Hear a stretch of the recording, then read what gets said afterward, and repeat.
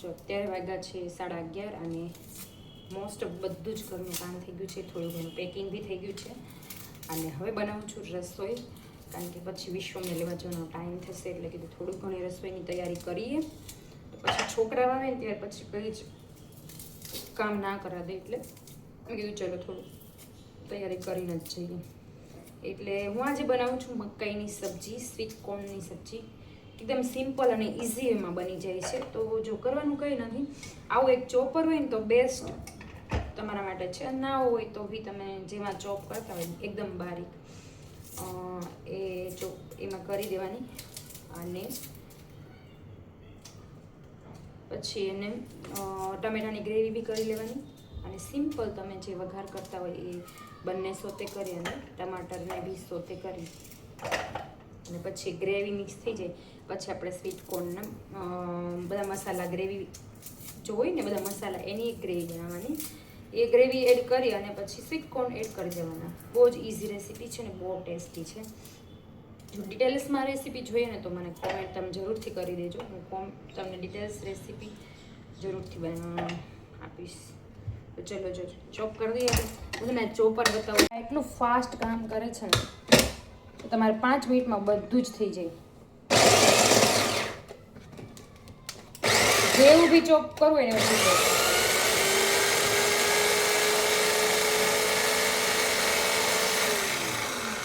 જો એકદમ બારીક થઈ ગયું છે ને, બહુ એટલે બહુ જ બારીક. એમાં તમે થોડુંક જાડું રાખવું હોય ને તો બી રાખી શકો ના, એકદમ બારીક.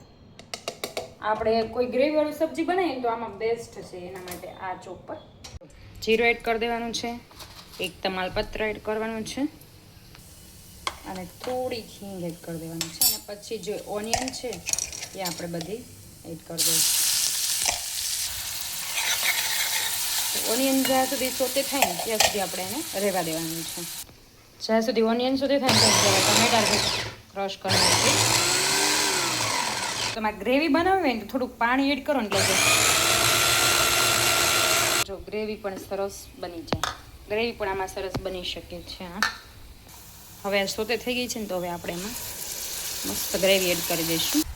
તો જો હવે સરસ મજાને હલાવી નાખશું અને ગ્રેવીને છૂટું પડે ને ત્યાં સુધી રહેવા દઈશું.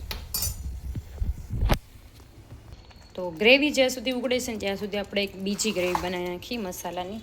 તો જો આમાં મેં બધા મસાલા લીધા છે, જીરું, પછી હળદર, નમક અને કાશ્મીરી પાવડર અને રેડ ચીલી નોર્મલ.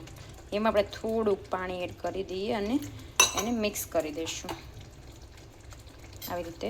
એટલે આપણે છે ને આ રીતે ગ્રેવીમાં એડ કરીએ ને કોઈ બી સબ્જીમાં તો આપણા મસાલા બળે નહીં. તો જો 2-3 મિનિટ થઈ ગયા ને ગ્રેવીમાંથી જે તેલ છે એ છૂટું પડવાની તૈયારી થઈ રહી છે. તો એ ટાઈમ પર આપણે આ ગ્રેવી એડ કરી દેવાની છે અને સરસ રીતે આપણે મિક્સ કરી દેવાની છે અને 4-5 મિનિટ આપણે ઓર પકાવું છું એટલે મસ્ત તેલ છૂટું પડીને આવી જશે બહાર. થોડુંક મેં જરૂરિયાત પ્રમાણે પાણી એડ કર્યું છે, તમને જરૂર લાગે તો કરવાનું. ઢાંકી અને આપણે ચડવા દઈશું 5-10 minute. Gas high to medium flame પર રાખીશું. એવી મસ્ત મજાની થઈ ગઈ છે ને. હવે આપણે એમાં જે સ્વીટ કોર્ન હતા એ બોલ કર્યા હતા અને હવે નાખીને મિક્સ કરી દઈશું. મિક્સ કરી અને થોડીક વાર આપણે બંધ કરીને ઢાંકી દઈશું. જરૂર લાગે તો પાણી એડ કરવાનું. સબ્જી થઈ ગયું છે. હવે આપણે એમાં મિક્સ કરવાનું છે ગોળ. એટલે ગોળ નાખવાથી ટેસ્ટ બહુ સરસ આવે છે. આખું પંજાબી ટાઈપનું સબ્જી બનશે.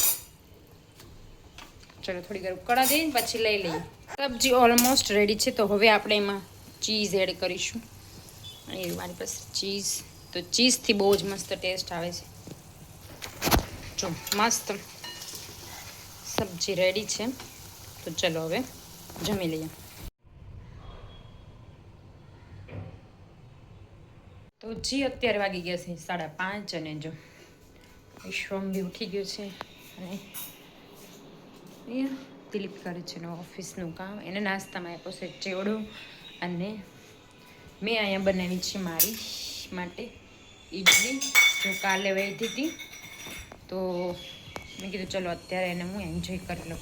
અને જો વિશ્વમ શું કરે છે, વિશ્વમને બેસાડ્યો તો અહીંયા વિશ્વ ઉતરવાની કોશિશ કરે છે. મજા આવતી છે ને વિશ્વમ તને? લાવ ઉતાર દો. ચલ તો ખાઈ લે, ગરમ છે જોજે. ચલો નાસ્તો કરી લઈએ પછી નીચે જઈશું રમવા. બસ એ જ રૂટીન છે અમારું તો. કાંઈ શું હજુ થોડોક ટાઈમ છે, 5:30 થયા છે, 6:30 જવાનું. ત્યાં થોડીક રસોઈની પ્રિપરેશન કરી લેશું. થોડુંક કામ ને તો મેં વિશ્વમને બિઝી કરી દીધું હતું.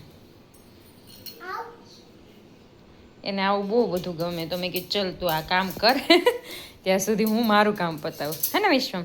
વિશ્વમ પછી પાછી બધી કાઢી નાખજે અને પછી પાછી લગાવી દેજે. ઓકે?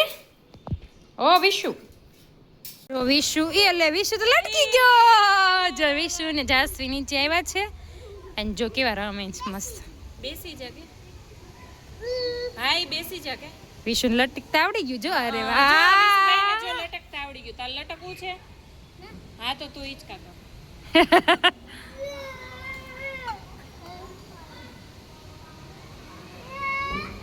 તું તારા હિંચકા કરવા માંડ.